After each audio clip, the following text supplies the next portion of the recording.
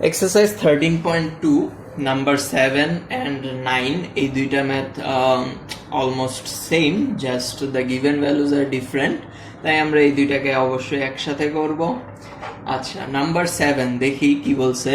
Which term of the series 128 plus 64 plus 32 plus dot dot dot is half. আমাদেরকে চাওয়া হয়েছে given সিরিজের কত নাম্বার টার্ম হচ্ছে হাফ। 9 নাম্বারও সেম ম্যাথ, গিভেন সিরিজের কত নাম্বার টার্ম হচ্ছে হাফ। আমি অ্যাকচুয়ালি করব নাম্বার 9 যেহেতু রুট রিলেটেড কিছু ক্যালকুলেশন আছে, and number 7 is same, just এটা তোমাদের কাজ।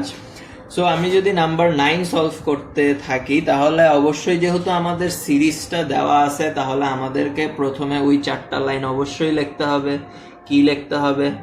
given series কি 1 divided by root 2 minus 1 plus root 2 plus dot dot dot dot। Okay, এখানে হিয়ার ফার্স্ট টার্ম, আমাদের ফার্স্ট টার্ম কি? First term a equal to হচ্ছে 1 divided by root 2,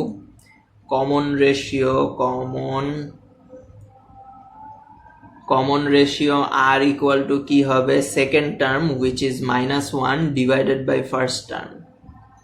এখন যেহেতু এটা ডিনোমিনেটরে ফ্র্যাকশন আছে, সো এটা রেসিপ্রোকাল হয়ে যাবে। রেসিপ্রোকাল হয়ে গেলে রুট 2টা উপরে চলে আসবে, সো আমাদের আলটিমেট রেজাল্ট হবে -√2। Therefore it is a geometric series, যেহেতু আমরা কমন রেশিও অবটেইন করছি। ওকে, এটা আচ্ছা জিওমেট্রিক রেশিও না, জিওমেট্রিক সিরিজ, সরি। আচ্ছা, এখন আমাদেরকে বলছে যে এই সিরিজের কত নাম্বার টার্ম হচ্ছে 8√2। আমরা যদি অ্যারিথমেটিক সিরিজের এক্সারসাইজগুলোর কথা একটু মনে করে দেখি, তখন আমরা সেম ম্যাথটাই করছিলাম, বাট তখন আমাদের কাছে সিরিজটা ছিল হচ্ছে অ্যারিথমেটিক সিরিজ। সো তখন আমরা কি করছিলাম? আমাদের গিভেন ভ্যালুটাকে ধরে নিছিলাম this term is the nth term. So এখানেও আমরা সেম কাজ করব, জাস্ট ফর্মুলাটা চেঞ্জ হয়ে যাবে। আমরা এখানেও কি কাজ করব? Let nth term of the series বা nth term of the given series be 8√2 of the given series be 8√2। আমাদের যে গিভেন সিরিজটা আছে, এই গিভেন সিরিজের nth টার্ম হচ্ছে 8√2। কথাটার মানে হচ্ছে আমরা কনসিডার করে নিতেছি এটা হচ্ছে n নাম্বার টার্ম। সো এখন আমরা ফর্মুলা থেকে যদি এস্টাবলিশ করতে যাই, nth টার্মের ফর্মুলা হচ্ছে a r to the power n-1। So nth term equal to কি হবে? 8√2 হবে। এটা হচ্ছে অ্যাকর্ডিং টু কন্ডিশন আমরা যে ইকুয়েশনটা এস্টাবলিশ করতে পারি, কারণ আমরা ধরে নিছি nth টার্ম হচ্ছে 8√2, তাহলে nth টার্মের ফর্মুলা এটা ইকুয়াল টু কি হবে? 8√2। এখন এর ভ্যালু কত? এ হচ্ছে 1/√2, আর এর ভ্যালু হচ্ছে -√2, n unknown n-1 equal to 8√2। ওকে, এখন এই √2 যেহেতু ডিনোমিনেটর রাইট সাইডে নিয়ে গেলে এটা পজিটিভ মাল্টিপ্লাই হয়ে যাবে। 8√2 এর সাথে যদি আমরা √2 মাল্টিপ্লাই করি তাহলে আমরা পাবো হচ্ছে 16। ওকে, এখন আমাদের লেফট হ্যান্ড সাইডে -√2 টু দি পাওয়ার n-1 এবং রাইট হ্যান্ড সাইডে হচ্ছে 16। আমরা যদি জেনারেল ম্যাথের চ্যাপ্টার 4 এর কথা মনে করে থাকি, যে এক্সপোনেন্ট অ্যান্ড লগারিদমের যেই চ্যাপ্টারটা ছিল, সেখানে আমরা দেখছিলাম আমাদের লেফট হ্যান্ড সাইডে যেই বেসটা থাকে আমরা রাইট হ্যান্ড সাইডেও সেম বেসটা আনার চেষ্টা করি। দ্যাট মিনস আমাদের রাইট হ্যান্ড সাইডেও বেসটা কি হইতে হবে? -√2 √2 টু দি পাওয়ার সামথিং। এখন 16 হইতে হইলে আমাদের √2 পাওয়ার কত লাগে একটু চেক করি। -√2, এটা হয়তো বা আমরা জানি না, বাট আমরা ট্রাই করব। আমরা 4 দিলাম, 4 দিলে আসে হচ্ছে 4। আমরা যদি 5 দিই তাহলে আসবে -5 পয়েন্ট সামথিং। আমরা যদি 6 দিই তাহলে কি আসবে? 8। আমরা যদি 8 দিই তাহলে কি আসবে? 16, যেটা হচ্ছে আমাদের রাইট হ্যান্ড সাইড ছিল।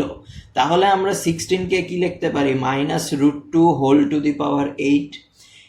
16 কে এভাবে লেখার একটা মাত্র রিজন, সেটা হচ্ছে আমাদের লেফট হ্যান্ড সাইড এবং রাইট হ্যান্ড সাইডের বেসকে ইকুয়াল বানাইতে হবে। বেসকে যদি আমরা একটা ইকুয়েশনের বোথ সাইডের বেস যদি সেম হয়, তাহলে নেক্সট লাইনে আমরা বলতে পারি এদের পাওয়ারের ভ্যালুও অবশ্যই সেম হবে। So we can write n-1 equal to 8 or n equal to 9। তাহলে আমাদের অ্যান্সার হচ্ছে 9, যে 8√2 এটা হচ্ছে আমাদের গিভেন সিরিজের 9 number term. So this is the required answer. এখন আমরা নাম্বার 8-এ চলে যাই। নাম্বার 7টাও হুবহু সেম ম্যাথ, সো এই প্রসিডিউরই করবা, জাস্ট ভ্যালুগুলো চেঞ্জ। সো এটা তোমাদের কাজ। এখন আসি নাম্বার 8। নাম্বার 8-এ বলা আছে 2√3/9 is the 5th and 8√2 divided by 81 is the 10th term of a geometric series. 5 number এবং 10 নাম্বার টার্ম একটা জিওমেট্রিক সিরিজের দেওয়া আছে, ফাইন্ড ইটস থার্ড টার্ম। এতক্ষণ আমরা যে ম্যাথগুলো করলাম সেই সবগুলাতে সিরিজ দেওয়া ছিল, তাই আমরা প্রথম 4টা লাইন করে নিতে হয়েছে, এই যে আপ টু দিস।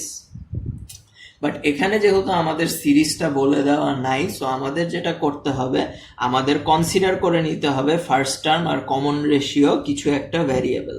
সো আমরা কনসিডার করি let first term be a and common ratio be r of the geometric series. আমাদের কোয়েশ্চেনে যে জিওমেট্রিক সিরিজের কথা বলা আছে, সেই জিওমেট্রিক সিরিজের ফার্স্ট টার্ম এ এবং কমন রেশিও আর, এটা আমরা কনসিডার করে নিচ্ছি যেহেতু আমাদের জিওমেট্রিক সিরিজটা দেওয়া নাই।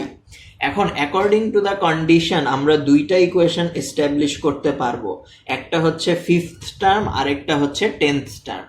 এখন যেহেতু 5th টার্ম, তাহলে আমরা ফর্মুলা অবশ্যই জানি। 5th টার্মের ফর্মুলা হবে a r⁵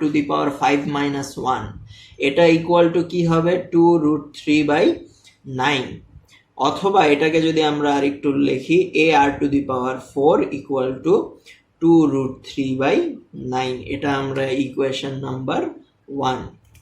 অ্যান্ড 10th টার্মের জন্য কি হবে a r⁻10-1, এটা equal two 8√2/81 or a r⁹ equal to 8√2/81, এটা আমরা কনসিডার করলাম ইকুয়েশন 2। আচ্ছা, এই দুইটা ইকুয়েশন আমরা কিভাবে পাইছি? আমরা যে জিওমেট্রিক সিরিজের nth টার্মের ফর্মুলা জানি। nth টার্মের ফর্মুলা হচ্ছে a r⁻n-1। যেহেতু এখানে 5th টার্মের কথা বলছে, তাহলে এটা হয়ে যাবে a r⁵ এটা সমান সমান কত? এই ভ্যালুটা।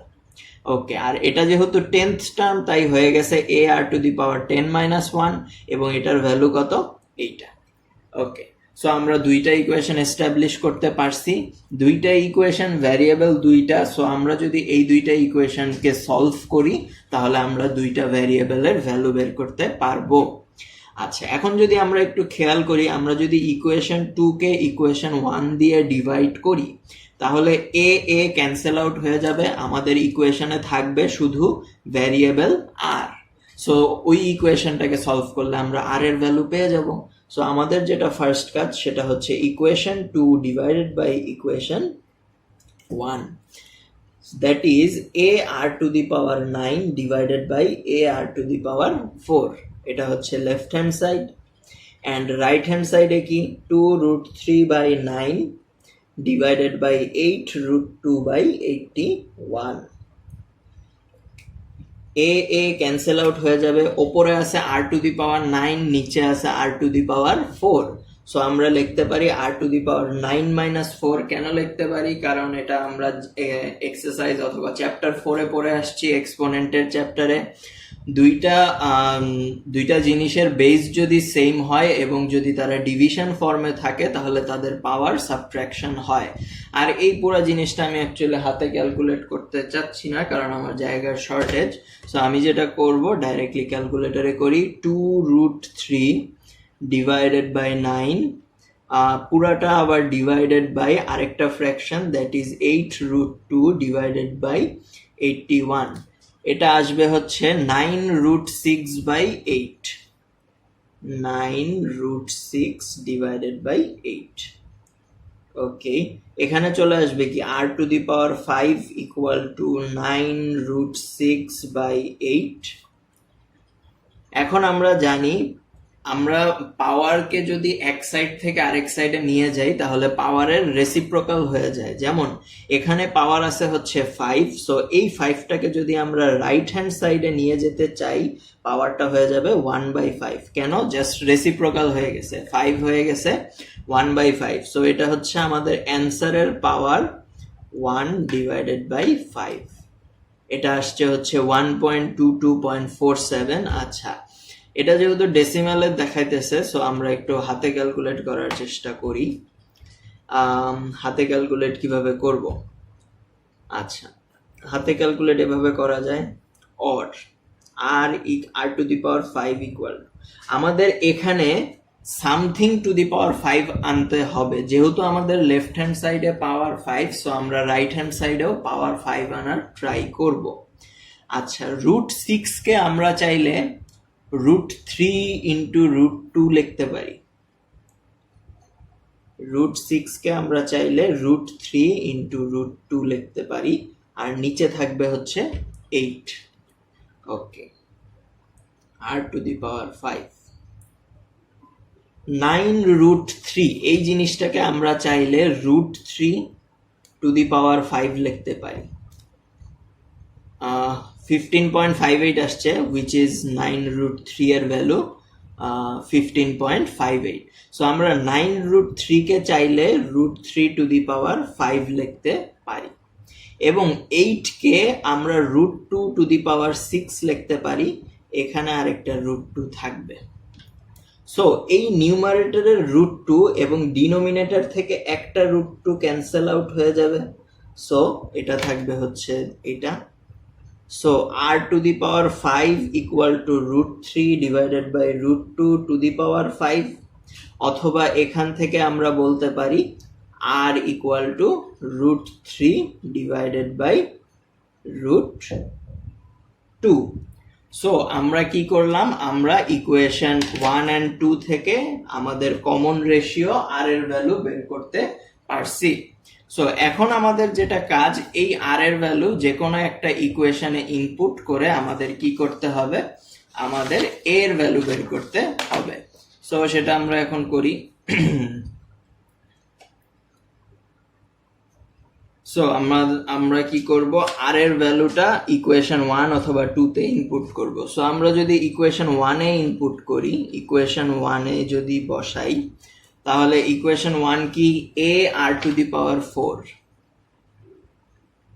Equal to 2√3/9। এটা ছিল হচ্ছে আমাদের ইকুয়েশন নাম্বার 1। এখন ইকুয়েশন 1 এ যদি আমরা r এর ভ্যালু বসাই, দ্যাট ইজ r এর ভ্যালু আমরা পাইছি √3 divided by √2⁴ equal to 2√3/9, or √3⁴ এটা হচ্ছে 9 and √2⁴ এটা হচ্ছে 4 equal to 2√3/9, or এই 9/4টাকে যদি আমরা রাইট হ্যান্ড সাইডে নিয়ে যাই তাহলে সেটা হয়ে যাবে 4/9, রেসিপ্রোকাল, এটা আমরা সবাই জানি। or a ইকুয়াল টু আসবে কত? a আসবে হচ্ছে 4 2 যা 8√3, আর নিচে হচ্ছে 9 9 যা 81। সো আমাদের ফার্স্ট টার্ম হচ্ছে 8√3 ডিভাইডেড বাই 81। ওকে, সো আমরা এখন ফার্স্ট টার্ম a জানি, কমন রেশিও r জানি, দ্যাট ইজ √3/√2। a জানি, r জানি। আমাদের কোয়েশ্চেনে বের করতে বলা হয়েছে find its third term. So third টার্মের ফর্মুলা কি হবে? থার্ড টার্ম এটা ইকুয়াল টু কি? a r⁵ 3 - 1 এ কত? এ হচ্ছে 8√3 divided by 81 into r, that is √3 divided by √2, পুরাটার ওপর পাওয়ার হচ্ছে 2। সো 8√3 ডিভাইডেড বাই 81, √3 এর স্কোয়ার করলে 3, √2 এর স্কোয়ার করলে 2। এখন যদি আমরা একটু দেখি, ক্যালকুলেশন করি, 2 4 যা 8, 3 1 যা 3, আর এটাকে যদি আমরা করি 3 2 যা 6, 7 আসবে 27। ওকে, সো এখন আমাদের নিউমারেটর হচ্ছে 4√3 ডিভাইডেড বাই 27। সো আমাদের যেই জিওমেট্রিক সিরিজটার কথা বলা হয়েছে সেই জিওমেট্রিক সিরিজের থার্ড টার্ম হচ্ছে 4√2 by 27। This is the required answer.